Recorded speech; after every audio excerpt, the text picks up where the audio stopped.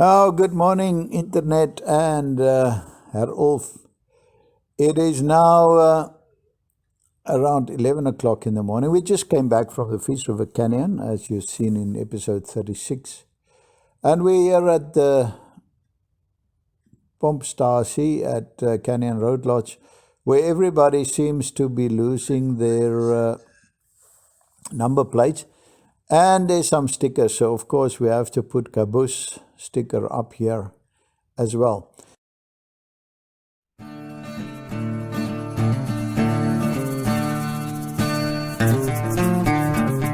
Time for breakfast at Camp Roadhouse, or Canyon Roadhouse.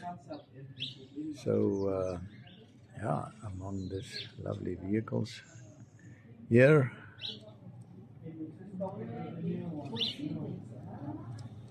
We're going to have a quick bite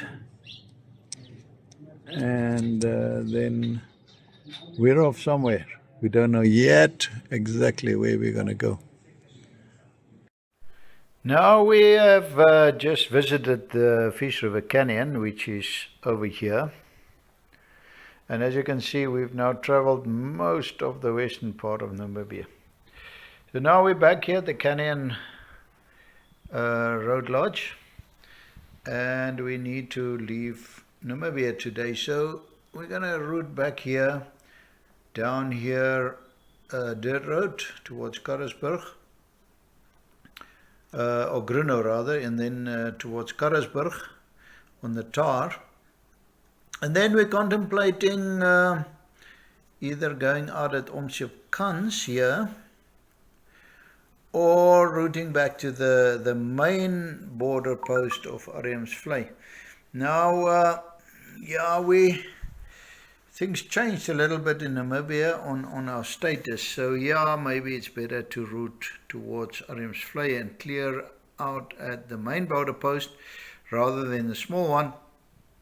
And then we'll route all the way back to Upington. Now it's about 130, 260, 300 and 400. About 400 kilometers for the day.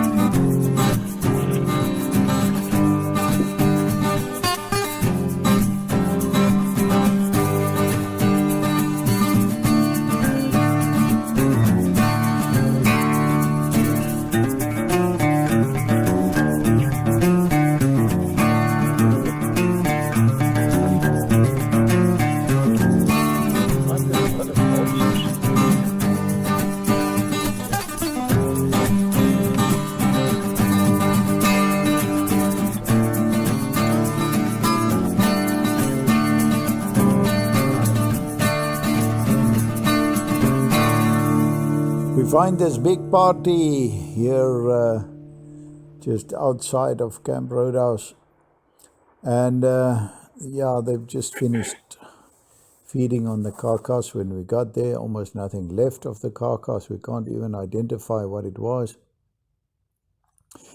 And some of them couldn't get airborne because they are just too heavy. We were trying a roll off there, but flying is not so easy when you are full of food. Now we find various or 6 species of vultures in Namibia, with the Egyptian vulture basically going extinct, and the Cape vulture is hot on its heels of extinction. So the other vultures we get here is the lappet-faced vulture, or in Afrikaans called the swart aasvoël. Now these lappet-faced vultures are the largest of the vulture species in southern Africa. They're larger than the white-backed vulture, and they're measuring about 110 centimeters tall, which is quite big. Their weight range from 4.5 kilos to 9.2 kilos, making them the second heaviest bird able to fly in Africa. No wonder they struggle to get up. And like many long-necked vulture species, it has a bald head. And the skin is noticeably more red in southern Africa than in northern Africa. The black feathers on the back lined with brown feathers gives it this brownish look.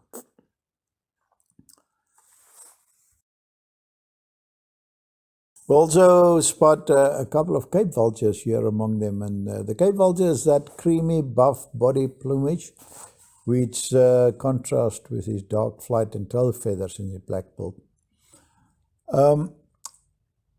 They inhabit open grassland, savannas and shrubland, and which, like we said, they're going extinct here in Namibia as well. They're feeding, roosting and breeding close to each other, and they are monogamous. In other words, they only have one partner at a time. Not lifelong, but one partner at a time. They often feed in large groups and also are social breeders.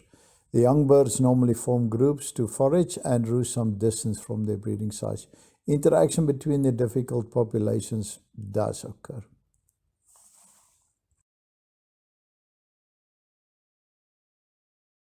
Did you know that a group of vultures is known as a venue, and when the group is seen in the air circling together, it's called a kettle. So, and vultures have incredible eyesight during the day, which enable them to spot their prey while soaring through the sky. They can spot a large animal carcass from around 6 kilometers away. And they also have a very well-developed sense of smell, which also helps them to find their food.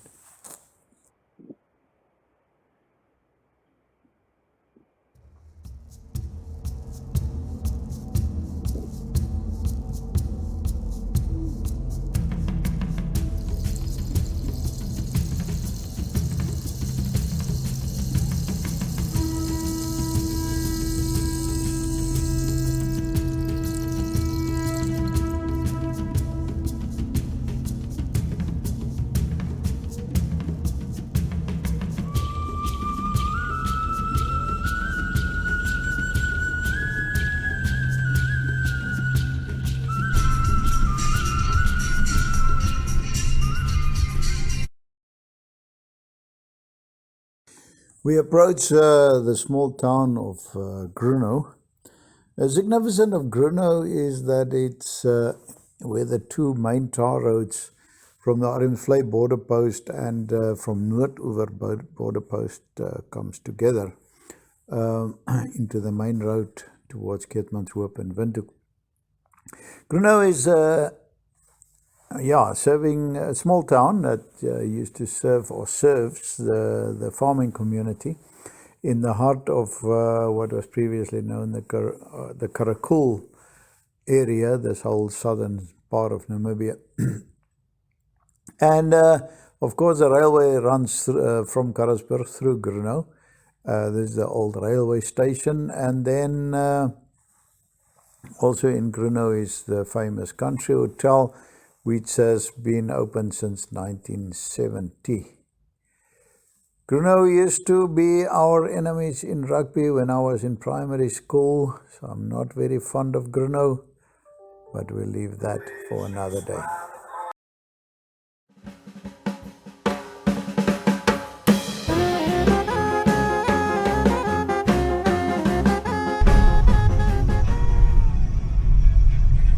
Karasburg was also previously known as Kalkfontein. And Karasburg is about 5,000 inhabitants, but it serves a population of about 56,000 people in the region. Farms in this area are quite big because you cannot carry too many sheep on a hectare of farms. Karasburg has got a rich history which I can't find too much about on the internet at the moment. But it was in amongst the two wars, the Nama War and also the First World War. Karasburg is basically the capital of the sheep farming in South Africa. And in the Karakul years, this was the Mecca of Karakul.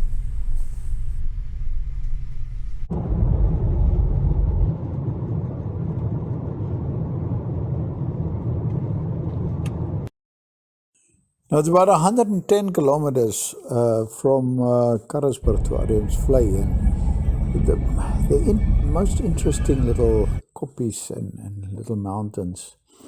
And in this region, I spent a lot of my childhood. I grew up here in Ariamsvlei, did my primary school here.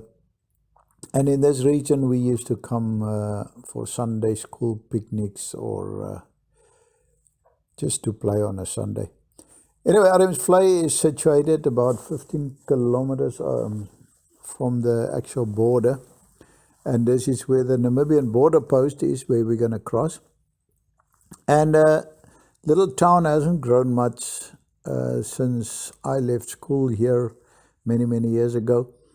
It's got a big railway station, and because it's on the border, and a police station, a school, a church, and a shop, and not much else. So it's about 500 permanent residents, and then obviously it serves the whole of the community. Now, if you looked at the Kaboes season 1 started right here at the shop of Okkie and Lina, and Ariamsvlei Handelshuis. This is where we decided to make this whole YouTube channel some 6-7 months ago. We're going to cross the border here, and we'll fill up here, cross the border, and it's still about 100 and I guess about 150 kilometers to Upington. We just take a quick drive through the town for nostalgic sake. This is the post office on the right and police station on the left. Dutch Reformed Church steeple here in front.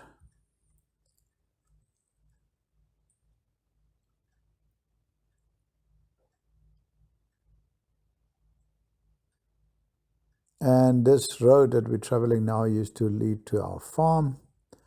It's about 60 kilometers out of here. We'll just make a U-turn here. Yeah, Dutch Reformed Church here in front of us.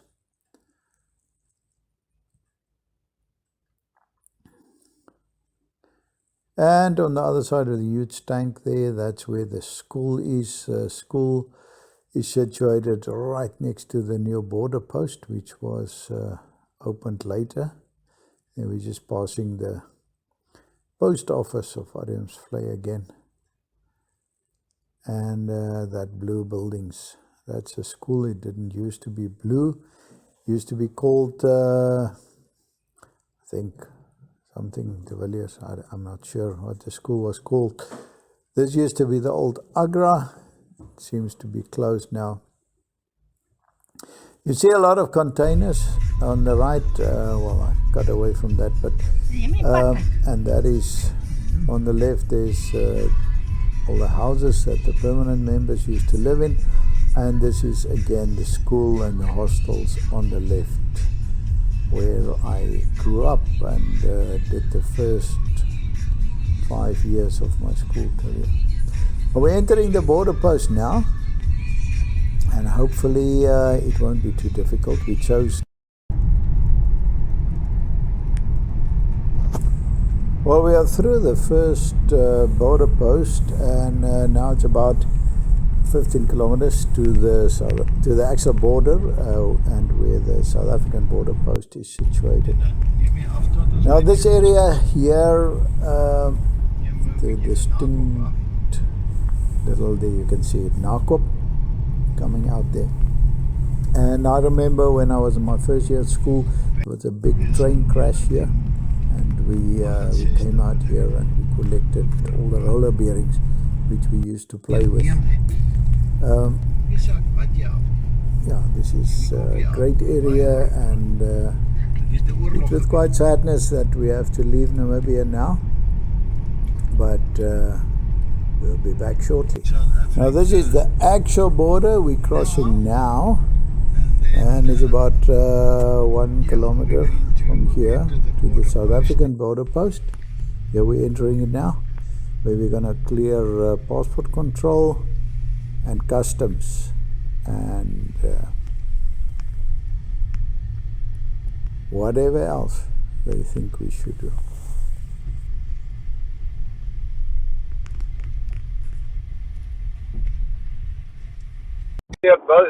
We cleared both border posts without a hiccup, and we're now on our way to Upington. And this is Pans, just outside of Narkop. You can see the salt on it, and in this area they did mine salt and chips. What do you call chips in English? I don't know. Anyway, this is salt mine or salt pans. You can see in front here some remnants of this activities here.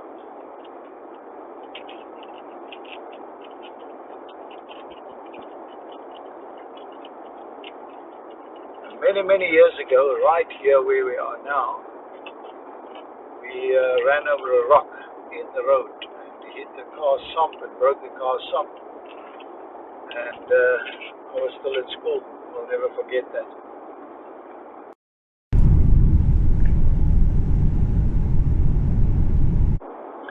This hill is situated around 105 kilometers from Upington.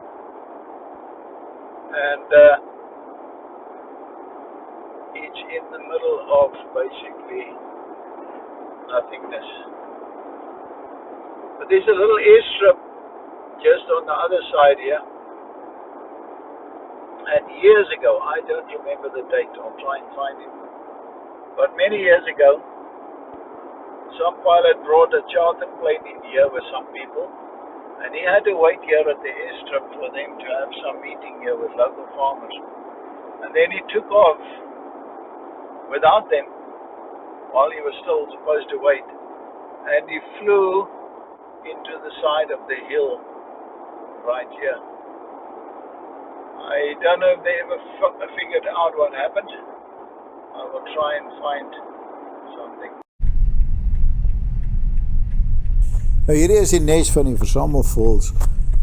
Dis 'n sangvoël wat net in Suidelike Afrika voorkom en die voël behoort aan die familie van wevervoëls. Nou die voël is omtrent 14 cm lank, weeg omtrent 24 tot 32 gram.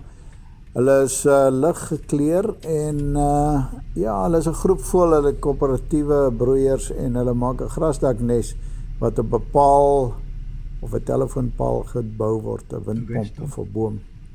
Hulle bou die grootste nes van alle voëls en die nes kan tot 500 kamers hê. There on the left you can see a lot more of the nest, although not as big as the one I've just shown. The social weaver was first described by ornithologist John Latham in 1790, and alternative names includes the common social weaver. They mostly distributed around northwest South Africa and southwest Botswana, extending northwest into Namibia. They strongly associated with arid savanna characteristics of the southern Kalahari region. The interesting thing is that their breeding is coupled to weather and drought, and sometimes when there's a severe drought or very low rainfall here, the whole colony might not breed at all.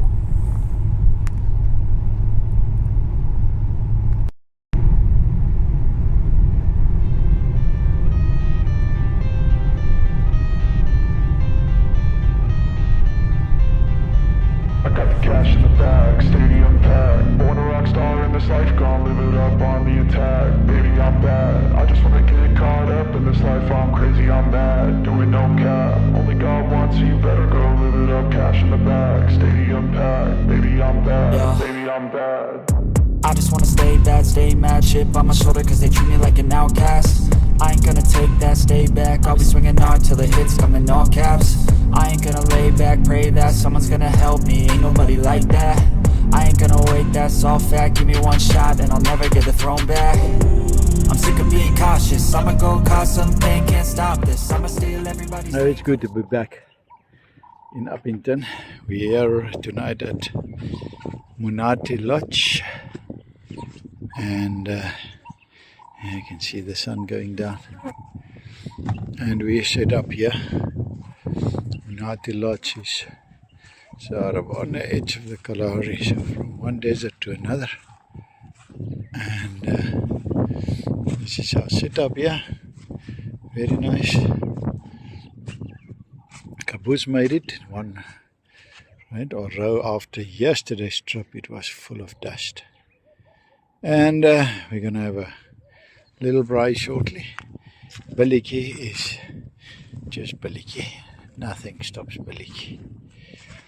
And yeah, with the dying sun, we made it through the border post without any problems. We're in Upington. Sun is saying goodbye, and with that, we're going to end this video here. If you liked it video, please give us a big thumbs up. And then subscribe, because if you don't subscribe, you won't see the next video. So we really need it. The subscription is free, and we really need to get to 1,000 subscribers as soon as possible. Bye. On the sidewalk, in his jacket and his jeans, wearing yesterday's misfortunes like a smile. Once he had a future full of money, love and dreams. Ons word sommer net verras hier so hier. Wel, niemand anders weet waar ons is nie.